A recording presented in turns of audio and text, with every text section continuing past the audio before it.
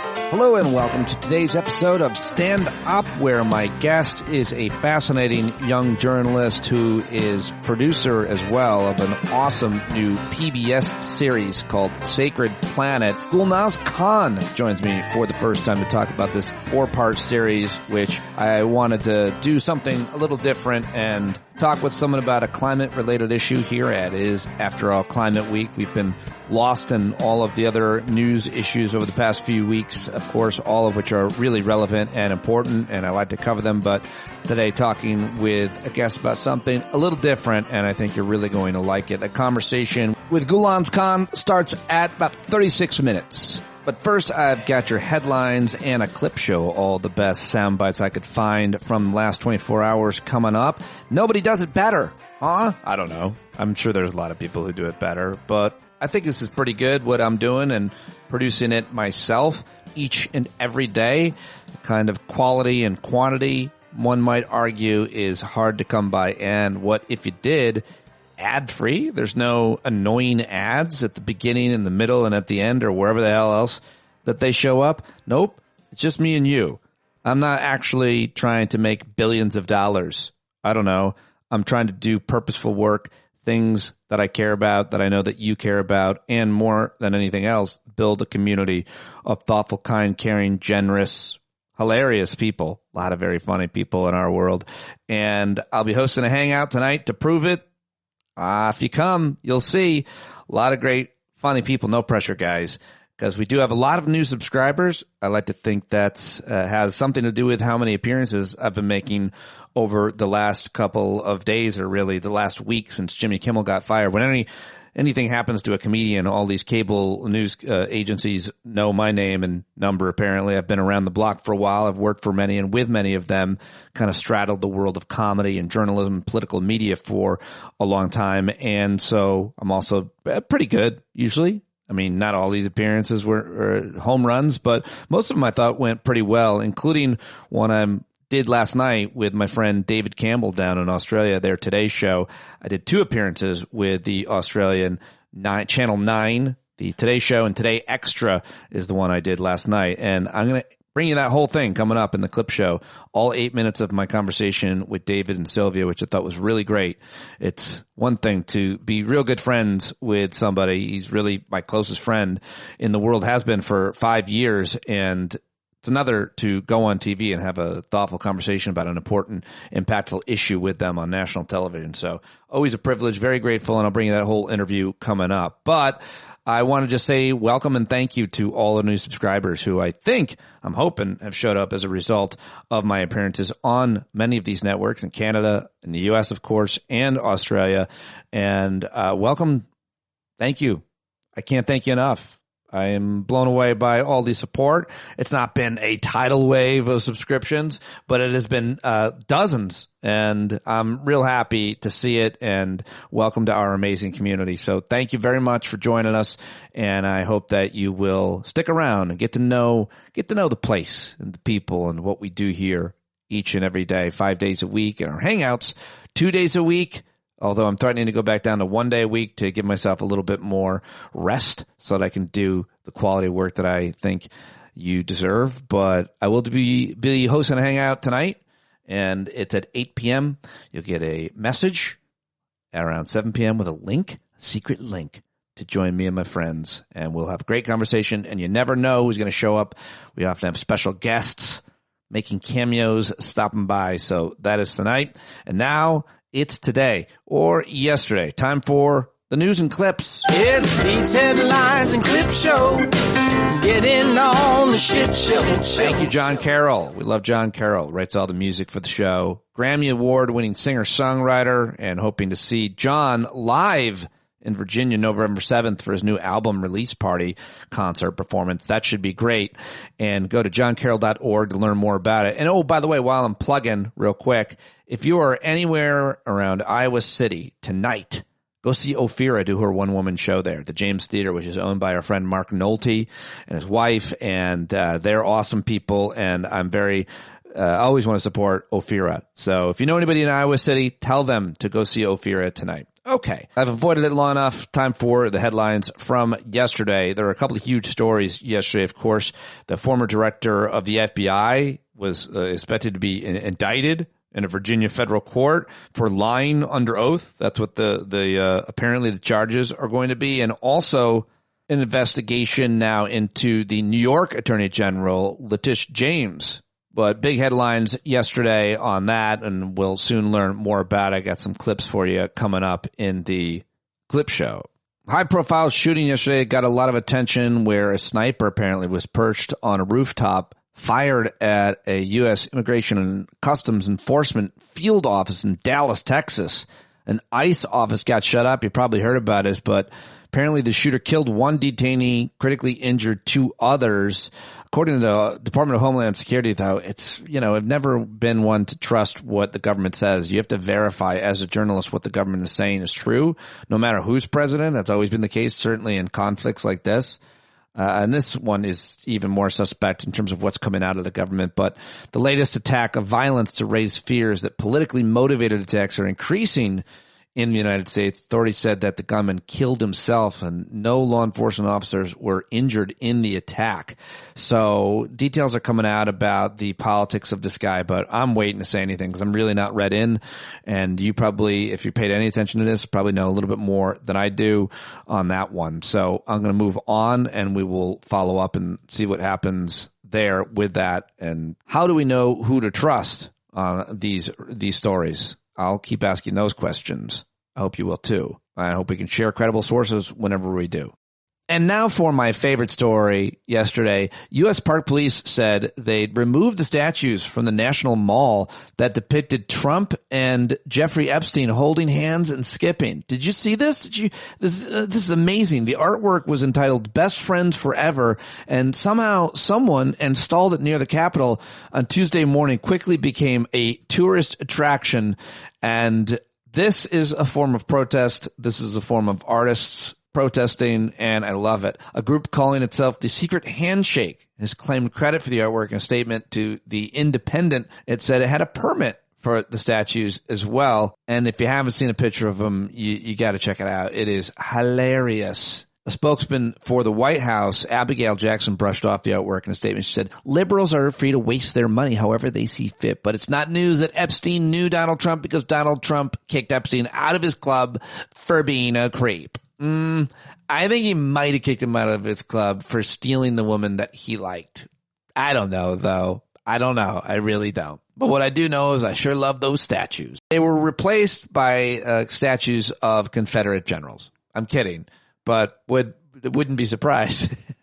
Washington Post opinion writer fired this month, Karen Attiah, has filed a grievance arguing that she should have been allowed to share her views on news events under the company's labor agreement and social media policies. A case definitely worth watching. Also wanted to mention this story. In taking the unusual step of approving an old generic drug as treatment for autism, the Food and Drug Administration stunned some experts by departing sharply from the agency's typical standard for reviewing drugs. The drug, lacorvarin, has long been used to treat the toxic effects of chemotherapy, but it was endorsed as therapy for some people with autism by President Trump and top U.S. officials during a White House briefing on Monday. This is not how the FDA process is supposed to work.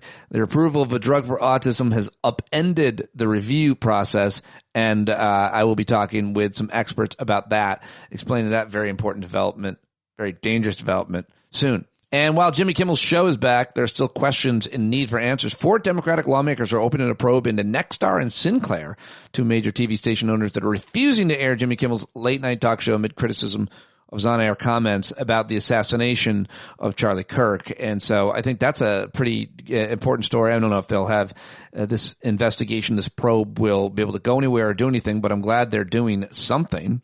When it comes to immigration, folks, we need a lot more immigration judges, not fewer, but nearly 20 immigration judges yesterday received emails this month informing them that they're being let go, according to NPR, adding to the over 80 judges that have already been cut by this regime so far this year.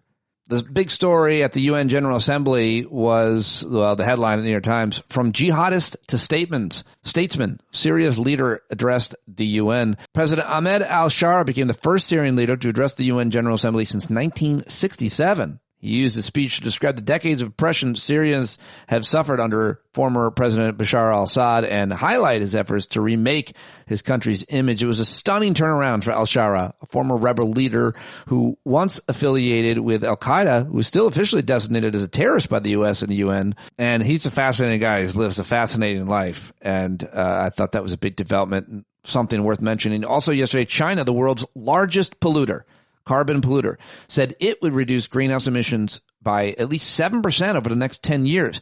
It was the first time Beijing has set a tangible target for reducing emissions. That's a big story. Also, Ukraine's president, Vladimir Zelensky, appealed for more military aid to keep fighting Russia a day after President Trump signaled renewed support for Kiev, so they could be getting some relief and some support, which would be great. And if a deal isn't reached by Tuesday to avoid a government shutdown, doesn't extend Obamacare subsidies, more than 20 million Americans are going to face higher insurance premiums next year, and I might be one of them. So please raise your subscription on Patreon so I can afford health care.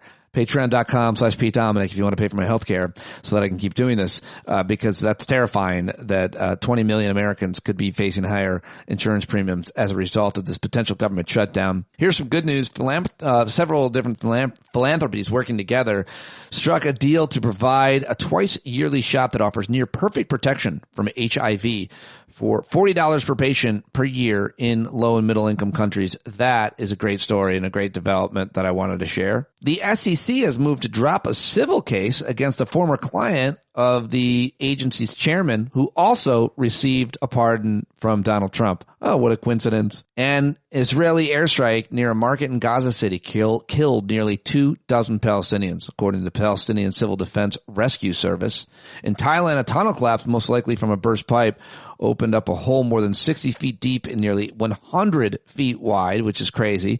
NASA launched a new mission to study the giant magnetic bubble that surrounds our solar system. And those are the headlines that I've got for you here today. Now it's time to get to the clip show. And this first clip I've got is my appearance yesterday on Australia's Today Extra, which is co-hosted by my wonderful husband, David Campbell, one of my best friends for a long time. He and I met when we were in our early 20s, when I was pursuing a career in comedy and he was pursuing a career as a singer and on Broadway. And we met at the gym and we would work out together and we became really good, close, fast friends. He moved back to Australia. We kind of went our separate ways. Didn't really talk much for years. But after I lost my job, he showed up in a really important way for me and hasn't gone anywhere far at all. We talk all the time, as you may know. I went down there 2 summers ago, and celebrated his 50th birthday with his beautiful family. And so he is the co-host of the Today Show, amongst other jobs. Today Extra, rather, often in on the Today Show. And I wanted to share this conversation. It's about 8 minutes long. If you're bored of it, or if you already saw it on Facebook and you wanted to fast forward to some more of the news clips. But I really like this because, how often do you get to talk to your best friend on national television, Australian national television? Good eye, mate. Told he was taken off air indefinitely this time last week, Jimmy Kimmel has made a huge return to late night TV. With a record number of people watching, the TV host addressed all of it in his opening monologue. To discuss, we're joined by podcast host and comedian Pete Dominic in New York. Pete, great to see you. The world was watching. I think his TV ratings were about 3 times the size of his average TV ratings. His YouTube numbers are up to about 15 million. This was a big moment for the late night host. What did you make of the monologue? I thought the monologue was pitch perfect, guys. Great to see you. Thank you for having me. It's a pretty important moment here in the U.S. We have these inflection points when bad things happen, when good things happen. Last night, it was a good thing, and it was a triumph of free speech. I thought he was pitch perfect. I thought the jokes were great. It showed that he did not capitulate, much like the owners of the media outlets that he is on. He didn't at all bend the knee for anybody, and he gave a poignant and thoughtful remarks around the death of Charlie Kirk, which, those aren't fake tears either, because Jimmy cries a lot. Like, he's cried on that stage a lot, guys. Yeah, he does. He does lead with his emotions. I think that's why he's really loved by his audience, because he doesn't just go for gags. And as you said, he got emotional discussing the death of Charlie Kirk and the misunderstanding around that. And I think a lot of people are remarking about what happened on the weekend with the memorial and around Erica Kirk. He also touched on that, the forgiveness that she showed the shooter. How important do you think was it him to walk around that space and sort of really lean into it? I thought it was really important. And like you said, that's how he's always been. He's a very vulnerable guy. When you're on at the end of the day and millions of Americans are watching you, if it's a day where there was, obviously, as you know about our country, way too many awful shootings. If it's a day like that, Jimmy Kimmel represents the sensitivities of all of us in days like that. But I think, the way that he handled the funeral and the remarks he made, unfortunately, those remarks were followed by our president, who said all of the opposite and all of just attacks everybody. By the way, he attacked everyone in the UN. He said all of your countries are hell. So it's like we try to come together across all of our differences, and unfortunately we have this leader who just lights us up again every day. So it makes it so much harder, which is what comedy is for, guys. Yeah, okay. Well, look, not everyone, of course, was happy with the monologue. For some, it wasn't quite enough, given he stopped short of apologising. What do you make of that? Those people are entitled to their opinion. I don't think he had anything to apologize for. I think apologizing would be capitulation for a comedian, and it would show that he'd done something wrong when he hadn't done anything wrong. I think it's important to apologize. I've made a living at it, but if you're proud of what you've done, I don't think that that's where you start or finish in a monologue like this. And to those people that were upset about what he said, they're missing the boat. They're missing the point. They can change the channel. There's plenty of other comedians who have plenty to say. But Jimmy didn't do anything wrong initially. This was always kind of the fix was in from the federal government wanting to shut down any media outlet and any comedian whose speech they didn't like. Yeah, he's also threatened other comedians having late night shows as well. But the president's also responded this morning, as you said. Sounds like he's threatening another lawsuit against Disney, but this time he wants more money out of them. What do you think about that? I don't, because once you start thinking about it, worrying about it, and talking about it, the court throws such a lawsuit right out the door. Yeah. Things like that. He tried to sue the New York Times a week ago. These judges are not having these frivolous lawsuits, which makes it even worse that companies like ABC gave him $16 million at one point anyway, which, of course, you give a bully your lunch money, he's going to keep coming and keep asking. And that's what he keeps saying. They already gave me $16 million. Maybe I should take more. It's preposterous. It's wrong. It's divisive. And it's illegal. It's against everything that we stand for. Okay, I want to just show our viewers at home a little bit of you. I don't know if we've got it there. Hopefully we do. But a little bit of you speaking to CNN regarding Kimmel's initial suspension. Now, this was it really lit up the internet. We don't have it. Okay, apologies for that. But anyway, this discussion that you had on CNN, it really caught the attention of a lot of people, including Jimmy Kimmel himself. And I wondered if you've been able to speak with him or his team since that moment, because it was very powerful. Yeah, I've done a bunch of interviews, but I had a kind of a contentious interview with a guy who I respect named Boris Sanchez on CNN. And as a result of that conversation, it kind of went viral here in the U.S. I hate saying that. It gives me a bit of the cringe, as you know. But still, I was happy that people appreciated what I said in that interview. And yeah, Jimmy messaged me privately, and I'll keep the message between Jimmy and I. But it just shows what kind of a class act he is to reach out to someone like me. I know writers on the show. I've been in this game for a long time. I used to work for Colbert, who also at one point reached out to me. And it's validating, because it's in America right now. It's really scary to speak out. And I have not stopped. I mean, I go all the way to the hill all the time and always have. I've been fighting bullies my whole life and don't plan to stop. So to have Jimmy reach out in the midst of everything he's dealing with and send me that message, it meant the world to me. And so did a couple of his writers and so many other well-known comedians, Patton Oswalt, who's a class act. So, this is the solidarity amongst comedians. He's at the top and I'm somewhere else. And the fact that he's reaching out to me shows me we're connected. We have to stay connected, and that's how we can win and maintain our freedoms of speech in America. And I think that people who watch you on our show or on the Today Show with Carl and Sarah, we know you have funny takes on this, but I think that you've really spoken really truth to power on this one, and you've not really just gone for the gag every time. I think that's what's made these things go viral in the States. And I wanted to mention to you that on one of the outlets you did, the Canadian one, you talked about some of the pushback that you get being outspoken, not only about Kimmel, but other issues as well. How tough is it to be a comedian, a commentator in America in such a divisive time?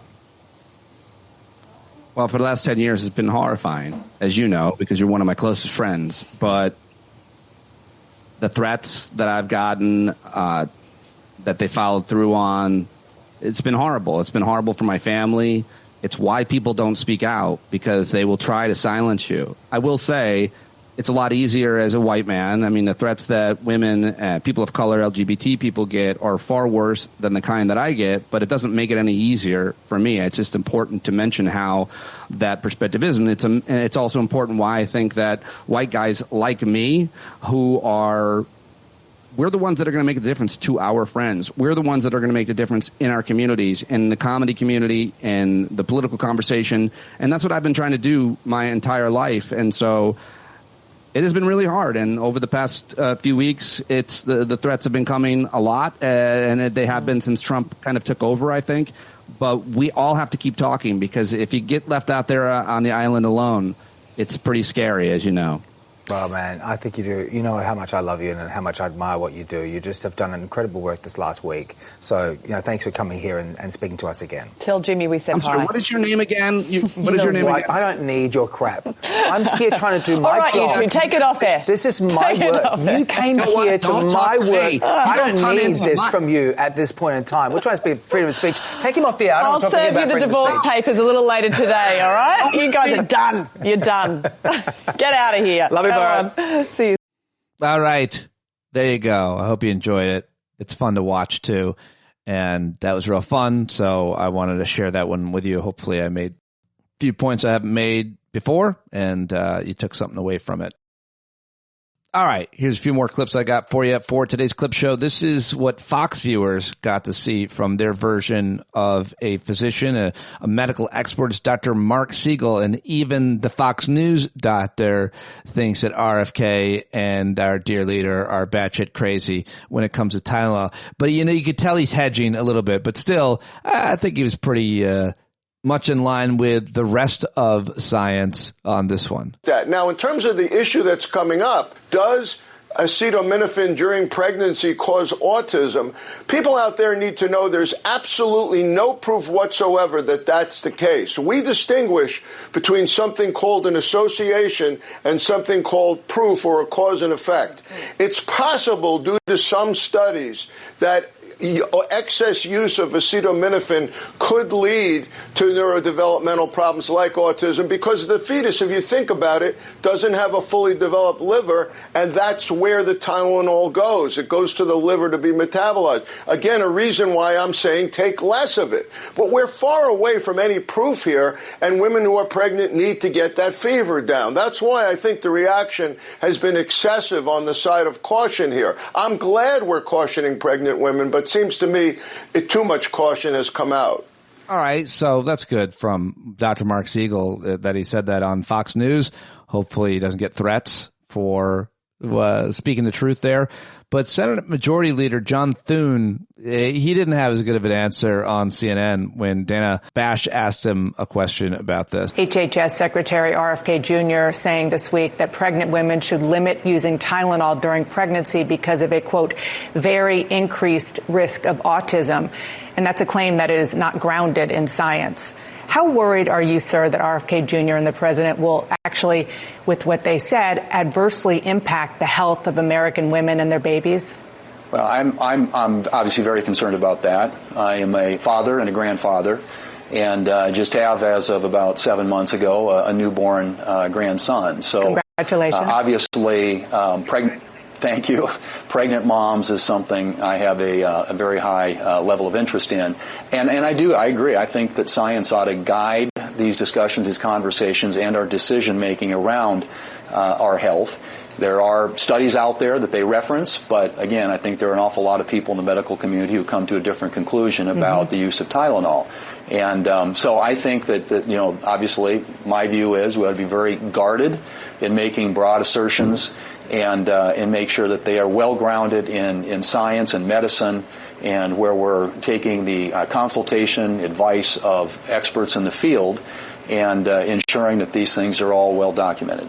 All right, I don't like that at all. That guy could have been a lot more clear, I think it's fair to say. And now it gets even worse with Congresswoman Nancy Mace. Here's what she had to say. Just so despicable. All that's coming from the left, and we have to be honest and tell the truth. And I don't know if you guys have been on social media this morning, but you've got pregnant women recording videos of themselves taking Tylenol, which has now been linked to autism, and they hate Trump more than they love their babies. I mean, that, to me, it is so insane on where we are today. Like, the Democrat Party has some ownership in this, and they need to take responsibility for this. They're denying science. They're denying there's violence when they're egging it on. And we can't get past that until they recognize their role in it. Yeah, we're the ones denying science. It's us. Okay, don't get triggered. Calm down. It's just Nancy Mace. Well, this one will upset you as well. This is Kristi Noem. She's Department of Homeland Security. They're different people, right? Kristi Noem and Nancy Mace. Anyway, here she is on CNN with Caitlin Collins talking about the shooting at the ICE facility in Texas yesterday. Obviously, we can all see those bullet casings for ourselves. Can I ask you, because you mentioned the comments that have been made about ICE agents throughout the country. This has been something that we've seen a lot of focus from the administration on today, and what's been said about ICE agents. One thing that we've heard out of the West Wing recently was from a senior advisor to the president, Stephen Miller, calling Democrats a domestic extremist organization. As the head of the Department of Homeland Security, or the Homeland Security Secretary, would you agree with that characterization?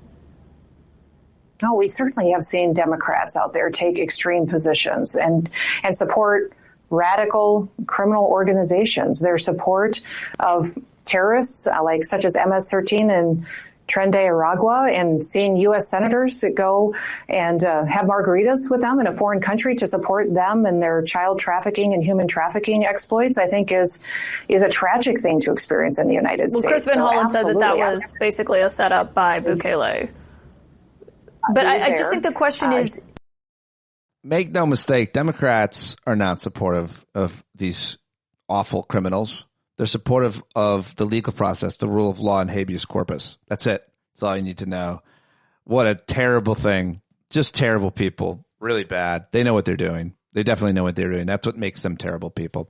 Okay, well, let's move on. Now I've got for you yet another one of the president's cabinet secretaries. This is the Secretary of Agriculture, Brooke Rollins. And in this clip, she's basically telling reporters that we're going to have to bail out farmers because of Trump's tariffs and trade war. Remember, they did this during Trump 1, and now again. That alongside, of course, the president's effort to realign America around American products and making all of these new deals, we are at a point where we're looking at the harvest, where we're looking at our soybean, corn, wheat, sorghum, cotton farmers who are facing very, very difficult times. We are currently in conversations here at the White House, across the government, on a farmer aid package. In our current programming right now, we've got about $13 billion moving out under ECAP, which is our old farmer payment system based on losses from last year and the year before. So this would be in addition to that, in partnership with our colleagues on the Hill. We should have an announcement very soon, perhaps in the next couple of weeks. Yeah, we'll see if Congress approves that, if that's even necessary or not. But this is another self-inflicted wound for farmers. It's terrible. It's embarrassing. It's awful. It's such a waste. So infuriating. Okay, well, let's go over to legal analyst Ellie Honig on CNN, taking a look at the charges against James Comey. Say to you that we are now staring this potential charging decision in this case after the president has changed the prosecutor?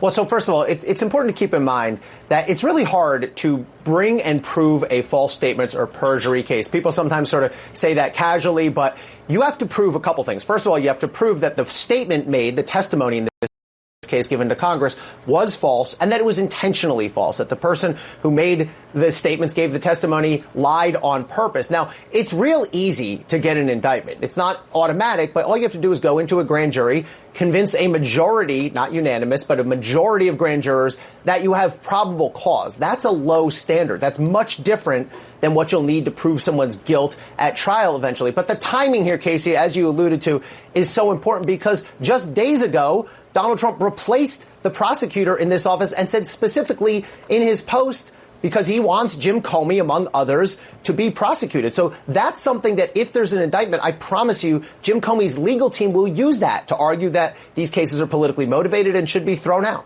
All right. Well, there you go. We'll see what happens with that one and the case against Tish James, which is also just made up.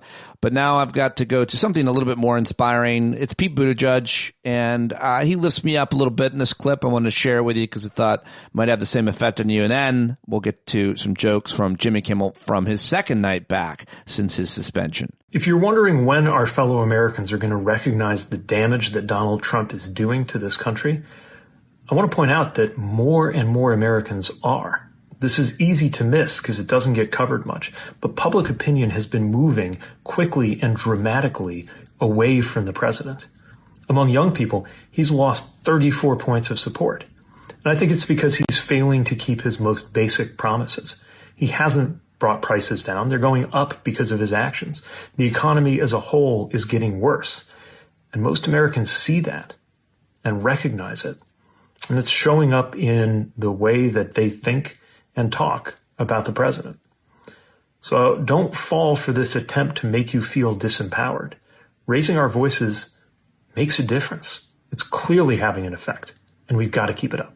That's right. We've got to keep it up. It is clearly having an effect, and I appreciate that message from Pete Buttigieg, and I support it, and I endorse it. And I also endorse this from Jimmy Kimmel last night. A few minutes from his monologue. The whole show is great, and I am just loving that he is back. It really makes me feel good and happy to have something to cheer for. And we'll talk more about it at tonight's Hangout. But here he is last night, Jimmy Kimmel Live on ABC. Well, not all the stations. Hey, thanks for joining us from our longtime home on Hollywood Boulevard, where we are back to work doing our show. Not all of the country. Doing our show for most of the country. We are still not on the air on a number of ABC affiliates, including Seattle, Portland, Washington, D.C., Nashville, New Orleans, St. Louis, Salt Lake City, about 30 more. And if you are watching from one of those cities, please know that the person you are looking at right now is not me. Okay? Right, Guillermo? Right, Jimmy, that's right, yeah. I'm going to tell you something. Thank God they're not preempting the new season of The Golden Bachelor because of this.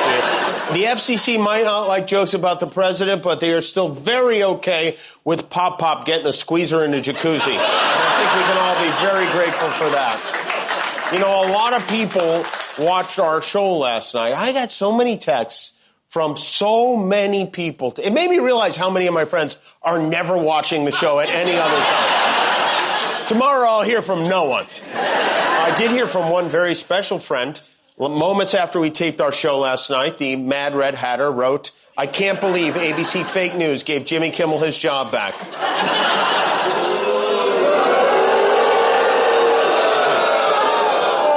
You can't believe they gave me my job back. I can't believe we gave you your job back.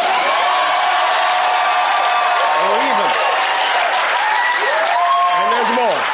The White House was told by ABC that his show was canceled. No, they weren't. Something happened between then and now because his audience is gone and his talent was never there. We're right here, Jimmy. That I can't argue with. Shut the up. The freedom of speech is only for me.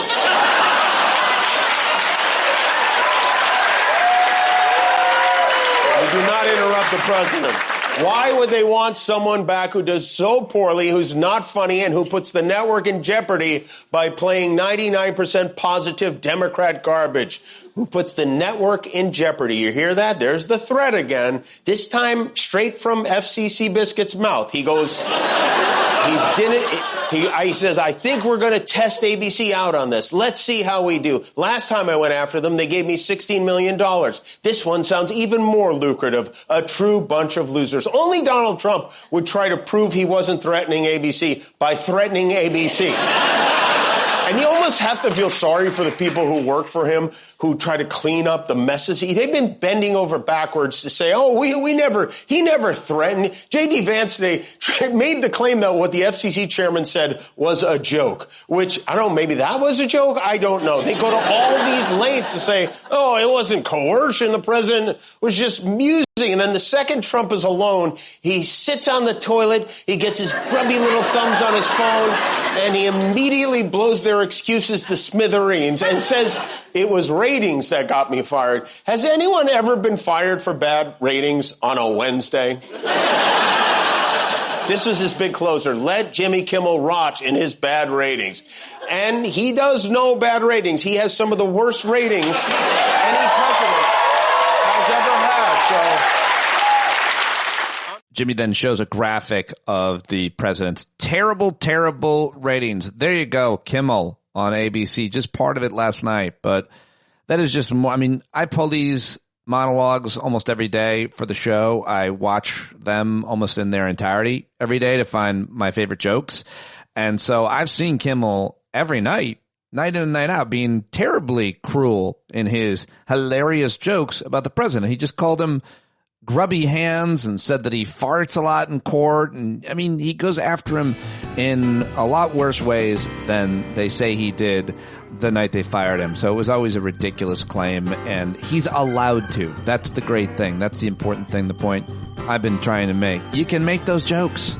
Right-wingers make the most horrific, terrible jokes about anybody they want, including the president of the United States. And they should be able to. They should be able to. And the market can decide if they like them or not. How about that? Okay. Well, moving on.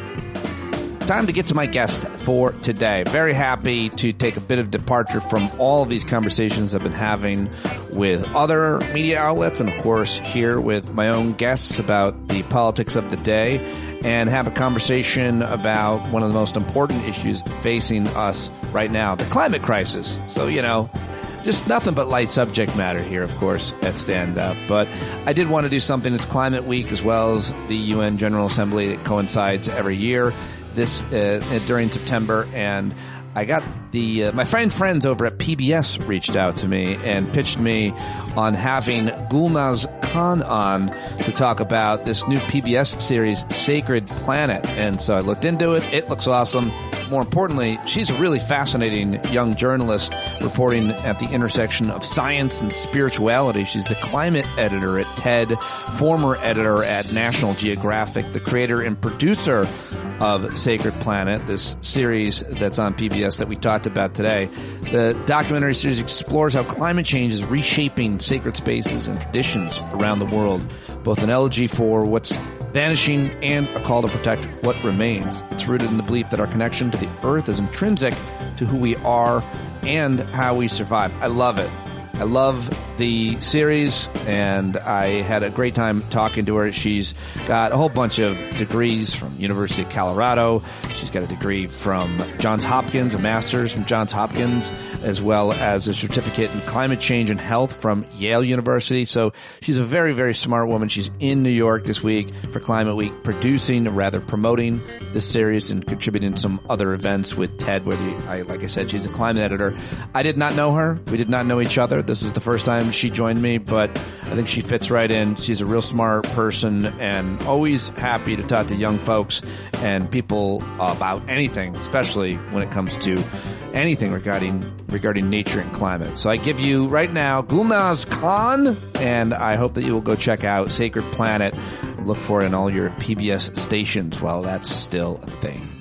All right, well, I've got her now. Very excited to have her for the first time, the host of Sacred Planet with Gulnaz Khan. Gulnaz Khan, welcome to Stand Up. I'm so impressed with your career and work, and this new series is awesome. Thank you so much. I'm happy to be here. So we'll get to the series, which is just, I don't know, say a little bit about this series, and then I'm going to ask you about yourself, I should say, because it's so beautifully shot, and I think the purpose in the project is so important. Go ahead. Well, thank you so much. So Sacred Planet is really all about exploring sacred sites around the world that are being directly impacted by climate change. And that's because so many faith traditions throughout history and across the world have sacred sites embedded within nature, because historically the natural world has been what has sustained humans for centuries. Our survival is directly connected to these places. So oftentimes they were considered the dwelling places of the divine. And as we see climate extremes wreaking havoc on our world, they're also affecting humanity's most sacred sites and traditions. Is it fair or unfair to say, when we're talking about indigenous people and tribal people, that they're also, in this case, often the most vulnerable just because of where they are and what resources they have or don't have? I don't want to make the assumption, but it's often the case that these folks are the most vulnerable communities. I would definitely say there are a lot of indigenous communities on what we would call the front lines. So they're in places that are seeing some of the most extreme climate impacts the quickest.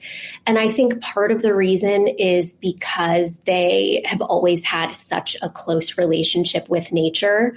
So they're really sensitive to those cycles, right? And because they're still a lot of these communities more connected to the natural world than, a lot of people say in urban environments, then I would say, yes, they are being impacted. But beyond indigenous communities, I mean, there are so many more. So I would say yes and no. Good answer. Really good answer. It's an important, I think, question, because we make a lot of assumptions about tribal communities. And in this case, we're talking about a pretty serious issue that is affecting all communities of all living things and critters. I think it's fair to say. You're the climate editor at TED, former editor at National Geographic.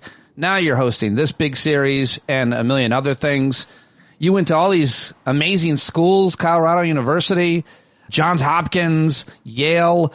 And I just have to ask you just a couple questions about you. Like, how did you grow up thinking about these issues? What was your introduction, or was there a sustained connection to nature that brought you to this world and pursuing the education and career you have? Oh, wow. What a question. Let's see. It's hard to say exactly what led me down this path. I would say, kind of in retrospect, I was raised in a Muslim family growing up. And I was very young. I was a child when 9/11 happened. So my relationship to faith was pretty complicated growing up. And that was a difficult path for me, because, the faith tradition I grew up was one of beauty and love and care for the environment. So just for an example, my mother is someone who will cry when a tree is cut down. She will take, cut flowers, and when they're dying, return them back to the backyard, because she says they belong to the earth, and that is where they should return. So I definitely grew up with this tradition of love and care. But I think the kind of mainstream narratives that you have seen in the media over the last 20 years were very different than that. They were kind of positioning it as, a religion of violence and intolerance, which completely was a departure from my worldview and the way I was raised, right? So I think as I grew up, I started kind of seeing a different view on that, and things that challenged the mainstream media narratives in my own worldview. And then I'd say when I started working in climate and covering culture and travel for National Geographic, for TED, I discovered that this was kind of a common thread through so many of these faith traditions. And I thought it was so beautiful that so many traditions had this thing in common. And I think especially today, you see this narrative of deep division and polarization. And I really wanted to say, hey, actually, we have so much more in common. And why isn't this the prevailing narrative that we're telling? It's wonderful and beautiful. And that sounds like at times confusing for you. Where did you grow up? I grew up in Allentown, Pennsylvania. So surrounded by farmland and, lush cornfields and trees and forests. You talked about your mom's love of and care for anything from a tree to a leaf. Did she have, how did she feel about spiders and snakes and mice? Did she love it all? She does in some way. I mean, it's not like they won't scare her, but she won't harm them. Yeah. She thinks everything has its place. Even now, I mean, we have a big garden in the backyard full of tomatoes and cucumbers. And when the rabbits get in, she gets upset, but then she's like, you know what? We're feeding them and that's a good thing. I asked that silly question because I think it's the truest test of your respect for nature, that you respect it all, and that while we admit we have our preferences, I like things with a face or plants. But I mean, it's like when we're scared of certain critters and creatures and insects, especially, I think that's like, I tried to drum that out of my daughters because everything about culture told them that and me that at certain times. But I love that your mom felt the way. If it was consistent in that way. Of course, you're not invited into the house, but I don't want to see you suffer. And I think that brings us back to all of these communities that you've immersed yourself in and written in this new series is about as well, because it comes back to the connection to nature. And I like your prevailing narrative. I like it a lot. So I want you to continue with it in terms of what you learned as we get into talking about this new series. Tell me a little bit more about that narrative, that it's nature that connects us all despite our differences. And by the way, I mean, let's not act like tribal communities didn't often fight amongst themselves. Certainly here, I know most about Native Americans, and they fought over resources. That's what they mostly fought over, I think. And so it's not new. It's just got a lot more technology. You want to pick that up from there? Sure. So, as I mentioned, sacred sites around the world have always had this really fascinating connection to nature. And when you think about it, it makes perfect sense. I think for our ancestors, things like mountains, rivers, caves, forests, they weren't just scenery. They were these powerful, mysterious forces that directly shaped our daily life and survival. They relied on the rains coming on time, right, for harvest cycles. A single drought could mean life or death for an entire community. People navigated the world by the light of the stars. So I think, many cultures saw nature as literally alive with spirits, the dwelling places of the gods. So marking those places as sacred was both a way of acknowledging their power, but also ensuring that these places were protected by the community and treated with respect. And we kind of saw the continuation of that ancestral responsibility in a lot of the sites that we visited. That now holds the keys to some ecological restoration. So, for example, in Japan, these Shinto shrine forests were protected from the widespread deforestation across the country, specifically because they were believed to be the dwelling places of the divine. And now, again, that the nation has been so severely deforested, they're finding that these protected sacred spaces are some of the last remaining native biodiversity in the country.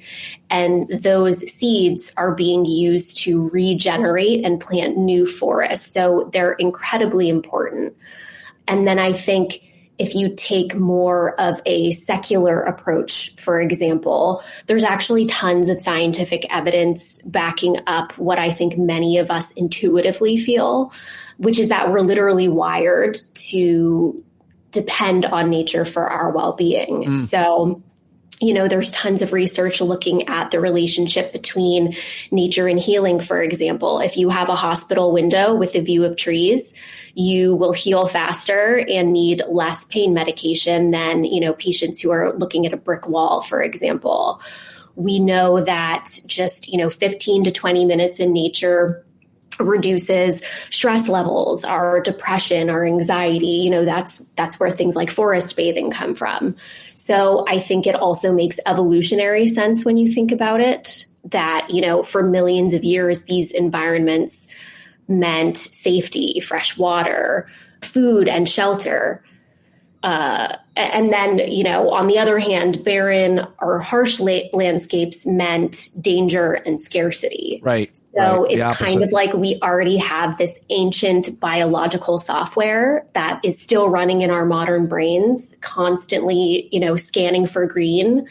But I'm in New York City right now for Climate Week, and I look out my window and it's literally a wall of concrete. I can't even see the sky. The worst. We're very much disconnected from the landscapes that made us.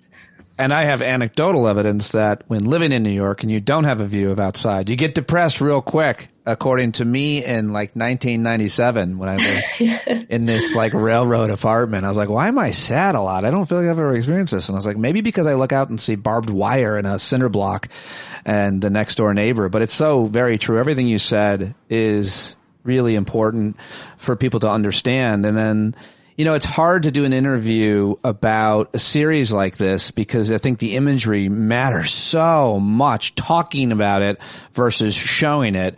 But I'm still going to try by telling people where you went in this 4-episode series. You mentioned Japan just now, but you went to Colombia, you went to Africa, Japan, and then to Peru. So 2 spots in South America. Do I have this right?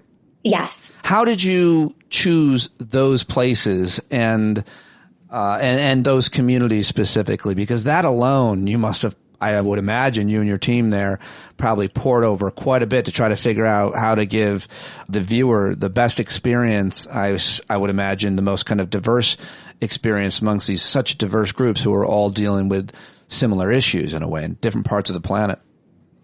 Exactly. And that was exactly our intention in selecting the sites. We wanted to show different faith traditions, but also different types of climate impacts. So in Japan, we're talking about things like sea level rise, deforestation. In Peru, we're really looking at the melting of the glaciers. In Colombia, we're looking at the detrimental impacts from mining. But also glacial melt is very much an issue there as well. Right. And then across the Sahel, we were looking at desertification. So we really wanted to share a diversity of not just climate impacts, but also communities, cultures, and faith traditions to show, what I was talking about earlier, that this is really a common thread for all of our differences that binds us together, our reliance on nature and this thing that it makes us feel, this intangible thing. I'm interested in how, maybe this isn't as interesting for a lot of listeners, but it certainly is for me, how you and your team were able to kind of parachute into these communities and build the credibility you might need to do a respectable job with your cameras and your microphones. One could not blame any of these folks for being very concerned about people coming in with cameras and microphones, maybe not looking like them. Was that an issue to have to build trust? I'm sure that was part of it. Absolutely. And I think any journalist or documentary crew needs to be really cognizant of that. Yeah. What are the community concerns and needs? What are the stories that they want to tell? So I think, when you see any finished show, you don't see all the kind of pre-production work that goes into it. But we were talking to these communities long before we were on the ground, right? We were doing phone calls and pre-interviews. We didn't want to make assumptions about their experiences, and we wanted to really make sure we were telling the right stories. So there were so many conversations that happened, but also ongoing dialogue. One example I'd say is the Arhuaco in Colombia, who typically don't let a lot of outsiders in, and we got amazing access to film with them and to be able to go to their sacred sites. And part of that was me kind of going out and meeting with them months before we even started filming to introduce myself, to let them get to know me and ask me questions. And they did. They wanted to know my intentions. And even they talk about their mamos, their spiritual leaders will talk about, reading your energy, and they don't want bad energy polluting their sacred spaces. So I am out. I'd love to do your job. I watched it and I was like, I would love to do that job. I love to go into diverse communities, but I think they might sense. Now, I think I could do it. I like to try to. It's weird. I mean, as a white man, there's even probably less trust. I don't know. In some of these communities, for sure, if not all of them. But I guess the most important thing is, and the question that you're asking is, what is the story that you want us to tell? And you come in with this agenda to shoot this series about climate and community and faith tradition, and they might not necessarily see eye to eye or be on the same page. Was there any conflicts about kind of how you saw it versus how the indigenous people saw it and their leaders? Were you talking mostly like elders and leaders? I mean, how do they nominate who is kind of representing their interest to you? Yeah, I mean, it's a combination of both, and all communities have their own political structures, leadership structures. So we worked closely in every episode. We had kind of local producers, fixers, translators that were helping us communicate, get to know the communities, and we let them also, we identified people we were interested in talking to, but we also let them propose their own people to put forward, to say, no, this is who you should really speak to about this. As far as kind of, mismatch or conflict, as far as the story goes, I don't really see it that way. To me, anything that they contribute, or if they say, actually, you've got the story wrong, I'm actually profoundly grateful when that happens, because that's what you want people to tell you. You don't want to get the story wrong. And I think even this idea of consent is ongoing, right? So I'll go back to the example of the Arhuaco when we went on this, lengthy pilgrimage, up into the very remote Sierra. And at every stage, we had to seek permission from both the local spiritual leaders and from the mountains themselves, who they talk about communicating with to allow entry into the territory. And we were aware, we had our crew, cameras there, everything. It was a difficult journey, but we knew at any point they had every right to say, you're not welcome, get out of here. Right. And we would have had to accept that outcome.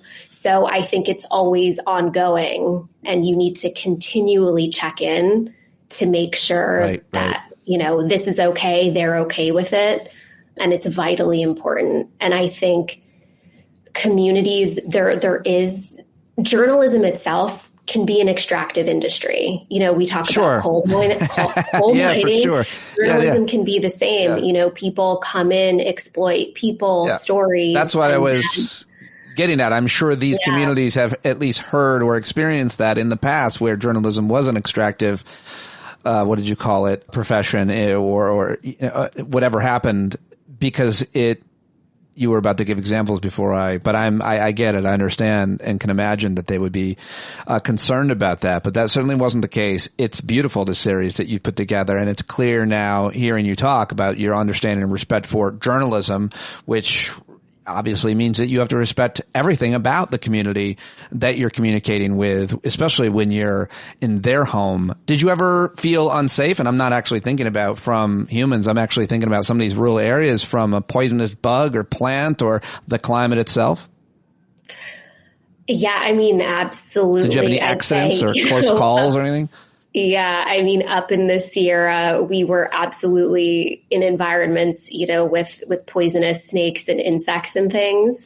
Fortunately, there were no terrible incidents. Do you ever, in the terrain? Whenever you were in one of those places, did you or your team ever be like, we could have been working in an office in Midtown Manhattan doing market research strapped to a computer?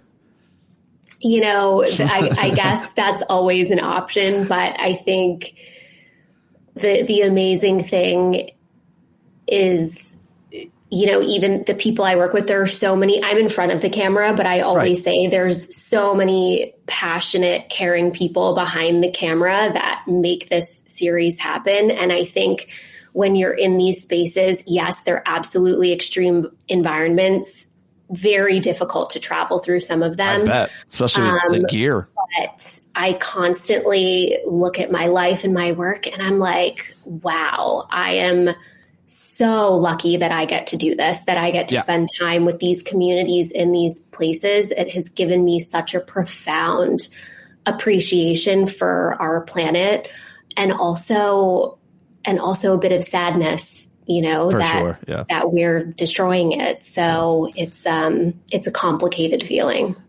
Take me to Japan, where episode 3 takes place, Saving the World's Forests. You went to Lake Suwa. How do you pronounce it? Yes, Lake Suwa. So that's a really interesting place. Basically, it is where some of the oldest continuous climate records in the world have been kept by Shinto priests who have recorded local histories, phenomena, weather patterns for centuries. And historically, 600 years, it says. 600 years. Yeah. Some of the oldest climate records in existence. And we got to go see them. And the priests that have maintained these records, a lot of it is generational. So, entire families for generations have kept these records. So it's a really beautiful tradition. And historically, Lake Suwa has frozen in the winter, and they form these really striking ice ridges. And according to legend, this was marking the footsteps of the gods crossing, who would cross the frozen lake. And in recent years, the steps are melting. Yeah. How are the gods going to get in? I mean, it's so heart-wrenching. It is. And when you think about these close-knit communities, again, many who have had families there for generations, these stories have been passed down from, grandparent to grandchild forever. And we're seeing this is the first generation where it actually is a question. Will they ever see this again? And that is profoundly distressing. And I think this is touching every corner of the earth. It's not just these environments, but even if you think about the place where you grew up, for example, I think about where I grew up in Pennsylvania all the time, how I come back as an adult and I see these profound changes, and it's really disheartening. So this is happening everywhere. Yeah, well, the series does a great job to prove that as well. I guess I had one more just question about these communities that you visited. I wondered, with all of my ignorance, about the luxuries of the time that they do or do not have, and why they would or wouldn't have it. And for example, when they're digging these water reservoirs, I'm wondering, well, are they using tractors? And then I see, of course, that they are. And so my question is around kind of the resources and the techniques and the tools that these different communities will allow to be used to preserve and conserve whatever is left of their natural state, or to, as we saw in each episode, adapt to it. Like, I guess the question is, you could either do that with a tractor or a shovel.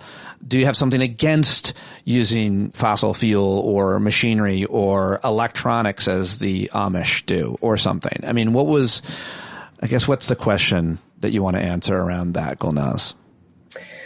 I mean, I think it really depends on the community, and it depends on the environment, right? For some of these communities, like I'm thinking, who are living really high in the Andes, in these remote spaces, it's not always practical to bring some of these technologies up there.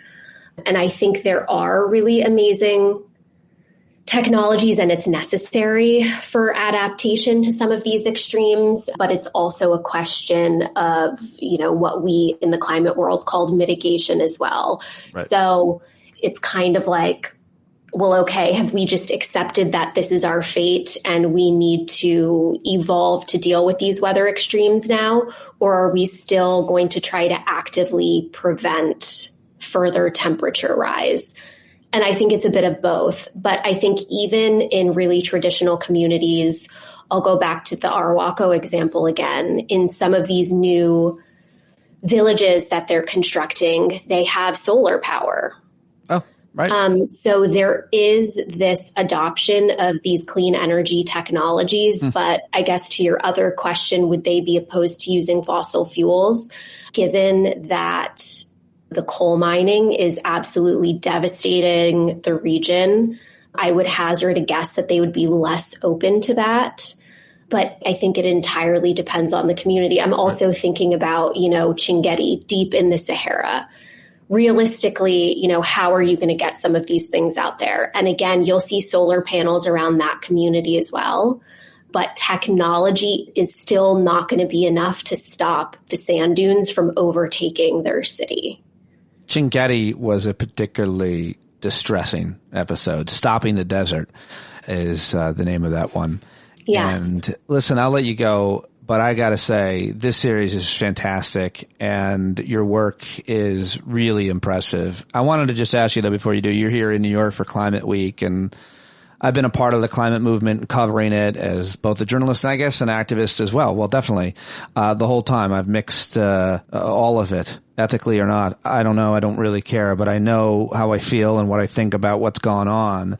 I wonder how you would characterize this moment that we're in relationship with the climate crisis, given all of the changes around leadership and around interests, and one might argue the capitalization of renewable energy, the fact that it's become more profitable. I mean, it depends on who you read and who you follow around the science about the urgency and where we're at. But I just wonder what the temperature metaphorically is like in the climate community this week and your views about it right now. How would you characterize it, Gulnaz? Yeah, I mean, it's critical. It's really hard to stay hopeful. I think we have seen amazing advances in the last couple decades, particularly with the expansion of renewables and driving costs down. We're seeing real progress on that front. But, in a very short time, we're seeing walking back on a lot of that progress. And people often talk about this as the decisive decade. And that is still true. And we are on the wrong trajectory. Yeah. And I cannot emphasize enough how critical that is. And I think there are so many things competing for people's attention right now, which makes it so difficult to talk about climate. But what I would say is that climate is literally interconnected with every single thing Indeed. in our lives. It's connected to food, business, fashion, health, literally everything. So our survival depends on this, on us taking this seriously. But I also think a lot of people feel helpless because the systems that were meant to protect us, to solve these issues, feel like they're in free fall sometimes. But one way of saying it, yeah, they do. Yeah. They do. Yeah. So that I think is really why I emphasize this idea that the climate crisis is also a spiritual crisis, and that I hope, wherever you live, that you can reconnect with nature. I think at the moment, more than half the global population lives in urban areas, and that number is only rising as people, need to migrate out of rural areas. A lot of that is climate migration as well. And in some ways, that's more sustainable when it comes to things like energy use, public transportation. But when we exist in these built environments and we're completely disconnected from the sources of our food, our water, our energy, when we lack access to green spaces, we also lose touch with natural rhythms. So we might not notice that spring arrived 3 weeks early, or that the migrating birds have shifted their patterns, right, or that the intensity of storms have changed. And I think, cities are experiencing devastated climate impacts too. But because we're disconnected from these natural systems that have sustained us for millennia, I think we sometimes experience them as these isolated inconveniences rather than symptoms of a destabilized climate. What I kind of would like to say to the world, I suppose, is that reconnecting with nature isn't just nostalgic. Our survival depends on rekindling that ancient human ability that is ingrained in all of us to read and connect with the world around us.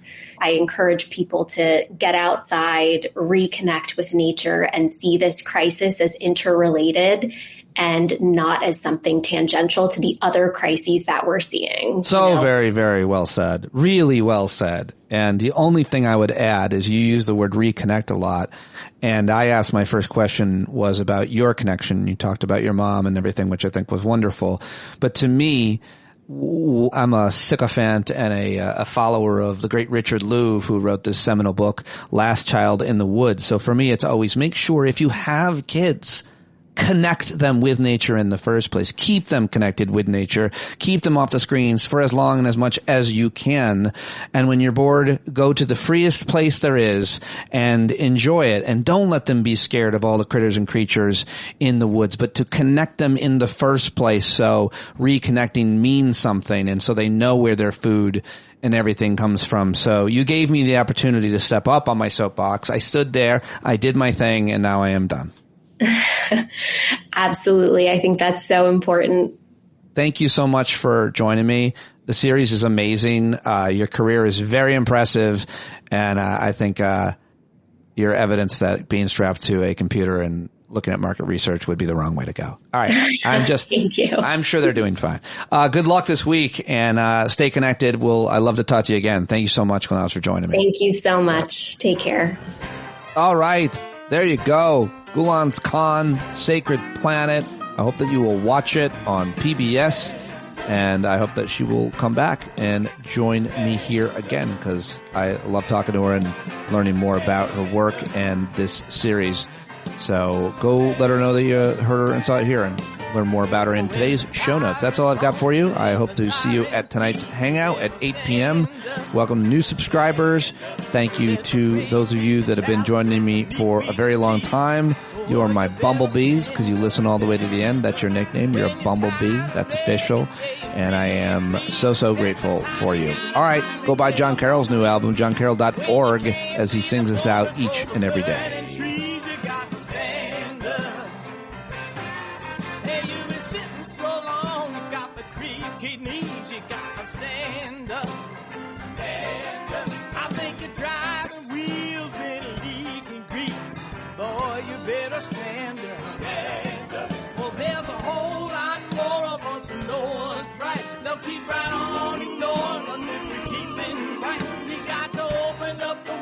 To let in some light, you gotta stand up. That's right. You got to rise up. You got to stand up. You gotta stare the devil straight in the eye. We got to let him know it's his turn to go. See it clear and all you hear is a lie. So get up off of your butt, get down off of your fence. Even if it ain't a very friendly audience, well, they'll begin to listen when you start making sense, and you stand up, stand up. No need to point your rifle to defend your town, just stand up, stand up. You know they can't deny you what you're laying down. Oh, you better stand up, stand up. Show your face of every color, yellow, black, red, and brown. She's the place where every lost child will finally be found. There's only one thing to do before we stand our ground, and that's stand up, stand up. Well, the founding fathers saw a land for all. They had to stand up, they had to stand up. They had a keen imagination for a crystal ball, drawing all the plans of stand up. But all they had to go on was the time they were in, with other causes for laws, and since they weren't even sin, they knew that change was gonna come before the change could begin. They had to stand up. All right, they had to stand up. We got to stand up. We got to look the devil square in the eye. We gotta let him know it's his time to go, and make it clear when all we hear is a lie. Why you lying awake wondering where the money all went? It'll be the cost of freedom that'll go unspent. You can see him flee the scene of that experiment if you stand up. All right, we got to speak up, we got to reach up, and raise your voice in every way you know how. Don't be told show up. Ain't no better time to do it but now. No need to pledge allegiance to no wanton tribe. Rise up and show obedience to the voice inside. And listen well and it'll tell you not to run and hide. It says stand